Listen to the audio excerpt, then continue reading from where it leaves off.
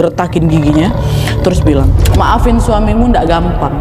Dia udah ngilangin nyawa penerusku, kata dia gitu. Nah, tapi di situ Ija kekewak, dia minta maaf terus dan janji bakal nebus kesalahan suaminya. Akhirnya setelah negosiasi lah gitu kan, harimau ini bilang, di dalam perut kau ada anak calon penerusku.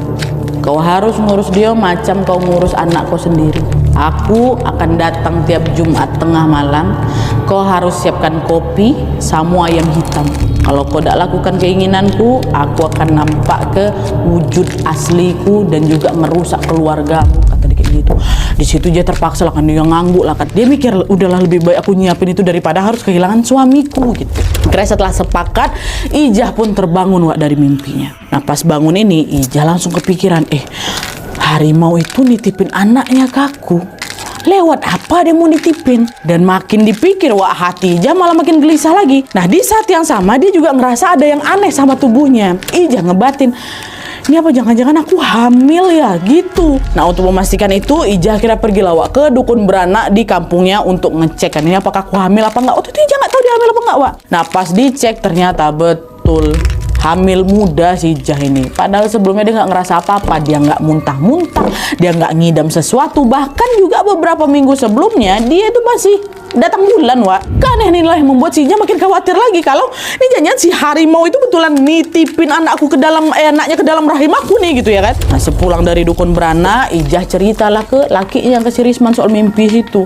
Nah dengar itu Risman langsung shock Wak, pucat mukanya langsung, matanya kosong ya kayak orang baru sadar udah ngelakuin kesalahan besar lah gitu. Gak lama Risman langsung bergerak nyari kopi hitam sama ayam hitam sesuai permintaan sosok si harimau itu ya kan. Risman yakin kalau udah pasti itu positif, itu adalah jelmaan induk dari harimau yang udah aku tembak mati tadi. Selain itu Risman juga macam masang jimat-jimat penangkal gitu loh dekat pintu rumahnya kan, dibantu sama si Ijah. Berharap keluarga itu tetap aman aja. Dah disiapin sama dia. Nah pas malam Jumat datang, Risman udah mulai gelisah itu kan, suruhnya malam Jumat ya kan. Dalam hati kecilnya dia masih berharap semoga itu cuman mimpi aja, semoga itu bukan betulan gitu. Tapi meskipun takut, dia tetap tuh nyiapin kopi hitam sama ayam hitam di teras di tempat biasanya untuk jaga-jaga ya kan. Udah ditaruh, udah bang taruh bang, udah. Malam itu awalnya masih tenang-tenang aja Wak. Sampai akhirnya sekitar tengah malam tiba-tiba terdengar ada suara auman harimau keras sekali Wak dari luar rumah. Saking kuatnya rumah panggung mereka tuh sampai bergetar gitu loh, macam kena angin besar kan, masih rumah-rumah panggung mereka. Nah beberapa saat kemudian getaran itu terhenti dan suara auman itu hilang dengan sendirinya. Nah setelah aman, Risman keluarlah itu dari rumah. Dan pas dia lihat keluar Wak, ternyata kopi sama ayam yang udah disiapin itu udah nggak ada, hilang.